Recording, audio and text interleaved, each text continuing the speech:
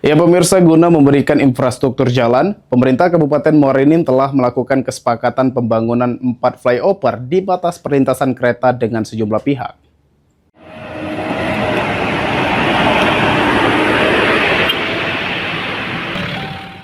Kawasan Kabupaten Muara Enim menjadi pusat infrastruktur transportasi melalui jalan lintas Sumatera, Palembang, Prabu Muli hingga Muara Enim.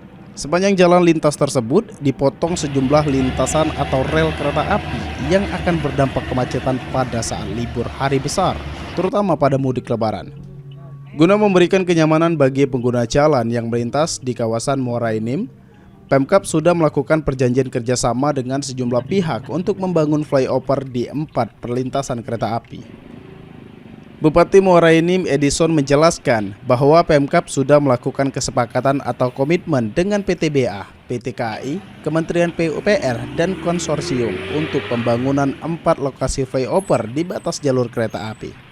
Jika komitmen ini sesuai, yang menjadi kesepakatan pembangunan flyover di wilayah Muara Enim akan sesuai dengan rencana dan segera dilakukan jadwal pembangunan.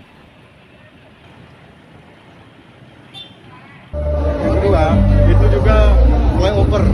Sekarang di dekat stasiun itu sudah mulai kita jalan ya. Satu. Yang empatnya itu sudah komitmen 4 komunitas. Satu di bawah PTBA, ada yang dari KAI, ada yang dari Kementerian PU, dan ada dari konsorsium KAIU.